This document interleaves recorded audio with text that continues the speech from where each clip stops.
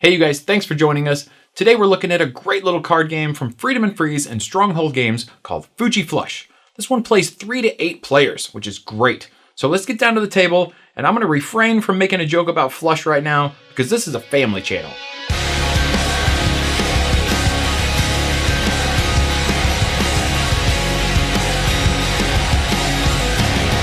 Hey guys, thanks for joining us. We are Board Together Games. My name is David. I'm Ryan.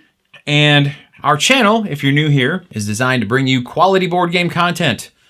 And we do that for families and new gamers by doing video reviews of games just like this one. This game is called Fuji Flush. And this is a really quick, simple little card game that is designed by Freedom and Freeze. It's published by Stronghold Games here in the United States, anyway.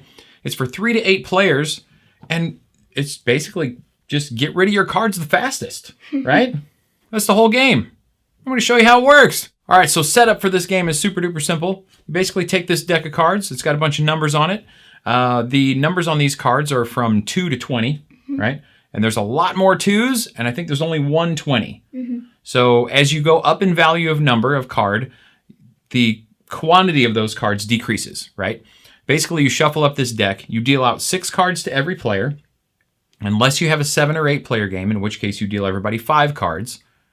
And that's it. You pick a start player and you can start. It's that simple. Okay, so playing Fuji Flush is also really, really simple, although it can get a little tricky at times. So a first player is going to quite simply, and every player is going to quite simply play a card out of their hand out in front of them. So for example, this player, as the first player, could play the 4, okay? And then it moves clockwise around the table like most games do. Let's say this next player played the 6 out of their hand. What that does is this 6 beats a 4, so the person who played the 4 must discard, and then they have to draw another one into their hand. In essence, not losing a card. Now, keep in mind that all of these cards would be hidden. Your hand would be hidden from your opponents. I'm just showing you all these just as a matter of example purposes. So this player has now played a 6. Let's say then that this person then plays a 2. Well, they have played a lower card than the person ahead of them. So this person gets to keep their 6, and this person gets to keep their 2. Let's say this next player plays a 3. Well, now a 3 beats a 2, so this player has to discard their 2 and draw another card into their hand. But this 6 has not been beaten, so it stays out there. So then this next player is going to play, let's say the 5. So the 5 beats a 3. This player has to discard and draw a new card. They now have a 12 in their hand. And now this player's turn is done. They have gotten rid of cards that they've beaten, and yet the 6 is still here. So now we're back to this player who played the 6. Since it has come all the way back around to their turn, they get to now discard this card and not draw a card, therefore reducing their hand size by 1. So now they're down to 5 cards, and now they can play again. So let's say that they played this 8. Okay. 8 beats a 5. This player discards. They have to draw back into their hand. They get another 2. And now play moves over here. So let's say that this person plays a 2. And then this next person plays a 2. Now these 2 cards here, since they're exactly the same, now combine. These 2 players together now have a 4, which also does not beat this 8. If this next person were to play a 2, now these 3 players together have collaborated to create a 6. 2 plus 2 plus 2, which is great. And had this person played, let's say instead of the 8, say they had played the 4, then when these 2 players had played their cards, that is also a 4. It ties this player. If this third player then came in with a 2 as well, increasing this to 6, now this player is beaten. They have to discard their 4 and draw back up. And play just continues like this around the table. So again, if it comes back to this player right here, who was the first one to play this 2, they are now part of this collaborative 6. And since it has come back around to their turn, now all 3 of these players now discard their cards, and none of them have to draw back up. And since it is this player's turn, they would then play another card, and again, play continues around the table until one person has completely gotten rid of their entire hand of cards. That player is the winner of Fuji Flush. Ryan, what did you think of Fuji Flush? I really liked it. I like that it has, is just a simple card game that you can take almost anywhere. Yeah, you absolutely can take this anywhere. I really do enjoy this game.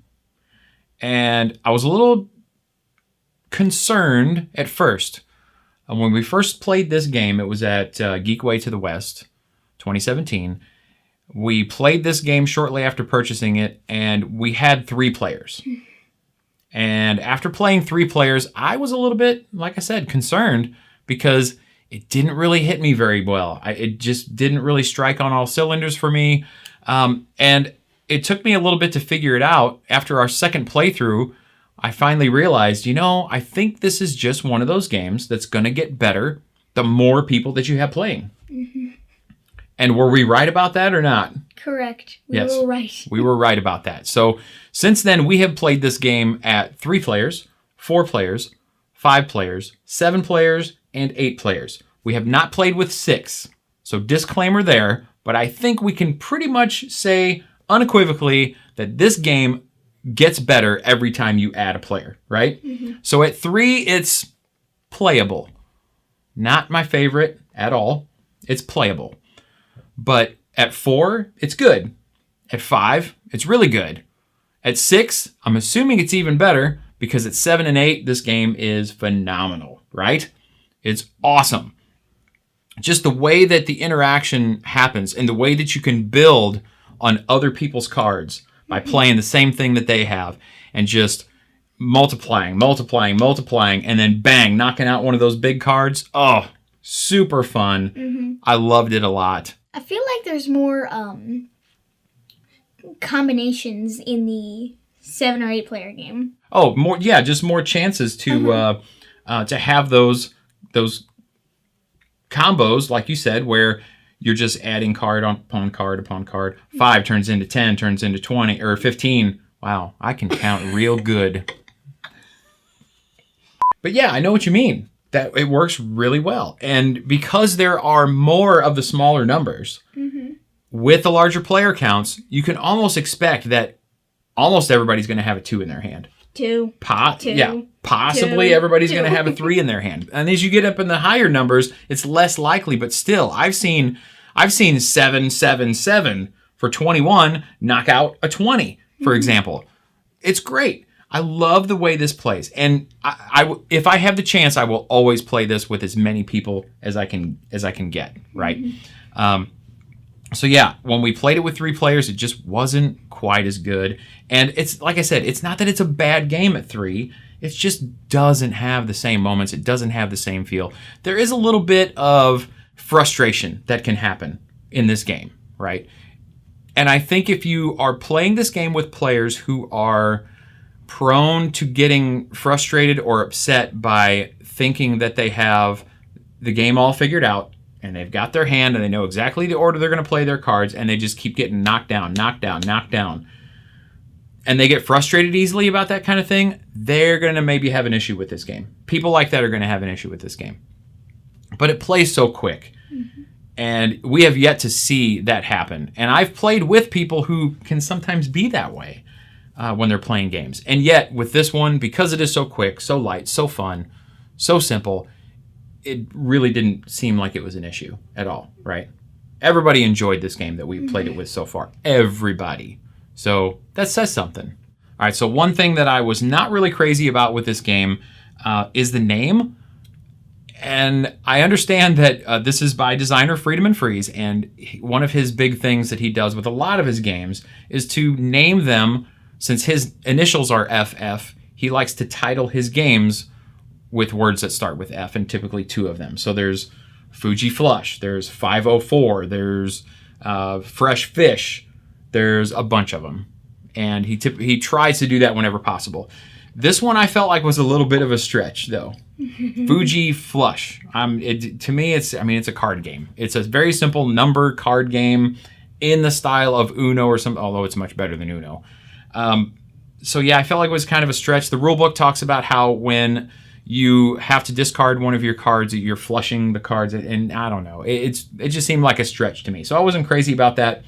but it doesn't really affect the game at all. It was just a little quirky thing for me. Is there anything that you don't care for, Ryan? I don't really care for the artwork. It kind of looks like bacteria. Oh yeah, the way it's on these cards here, it does kind of look like the illustrated representation of a fungus or a bacteria under a microscope kind of thing. Mm-hmm. Yeah, and the numbers are a little weird. Mm-hmm. I felt like it could have been a little bit, could have had a little bit more pizzazz, could have been a little cleaner, a little sharper. But it works fine. The numbers are very easily legible, very simple to see, even for people who aren't the greatest at seeing anymore or need reading glasses. So yeah, all in all, really no complaints. Those are very minor things, right? Mm-hmm. As always, ratings mean nothing. And this is the same thing holds true here. Ratings are they are what they are. Rating is my opinion. Your rating is your opinion. What you see and what you think about this game is going to formulate your own opinion. That's what you should go off of. But having said all that, I'm going to give this game an 8 out of 10. I really like it. I dig card games. I love card games. Always have. I'm a big spades player from way back. Hearts, pitch, all of those euchre, all of those trick-taking type of games. And this kind of follows along that kind of a theme. It kind of is merging to me that simple Uno style into more of a trick-taking type of thing, which is great. And it works really well. Even though it's super simple, it just works really, really well. So for those reasons, I give it an 8. My rating for this game is an 8.5 out of 10 because the player count reason. Yeah, took a little bit off for that. Mm-hmm. Yeah. And the looking artwork. Yeah, the bacteria work. Mm-hmm. Okay. But still, that's really good. 8, 8.5. Solid scores for this little game. It's really, really good. And for family friendliness, I'm going to give this a 9. And the only reason I dropped it a little bit is just because of the frustration issue I talked about earlier, where sometimes the younger kids can tend to get a little bit upset if they're not winning. And this is one of those games where you can turn after turn, seems like sometimes, get kind of knocked down, which can be a little bit problematic sometimes for the younger kids. Not always, but a few of them can have that kind of reaction. So just keep that in mind if you're thinking about picking this game up. But I think that's a minor thing, again. So 9 out of 10 for family friendliness. So that wraps it up, everybody, for Fuji Flush. Told you this was going to be a quick one. We really do like this game. We really enjoy it a lot, especially, again, with the higher player counts. So we're going to leave a link in the description below where you can go and pick this game up for yourself and check it out. So do that if you so choose. And also, I'm going to leave links in the description for all the places that you can contact us here at Board Together Games. On Twitter, on Facebook, and on our website. So please check us out there as well, and we would really appreciate that. I'm also going to leave a link in the description for Gamer Threads, our buddies who create these excellent board game related t-shirts like You Can't Heart in Tokyo. So go check those out. We really appreciate that. That is one way that you can really get behind us here at Board Together Games and support us. And we would really appreciate it if you did that as well. So check out Gamer Threads. And if you like what we're doing, you guys, please take a second to like this video, comment, and subscribe to the channel. Very much appreciated if you would do those things. And as always, you guys, if you are bored together, we're together. Thanks again for watching. We will see you next time.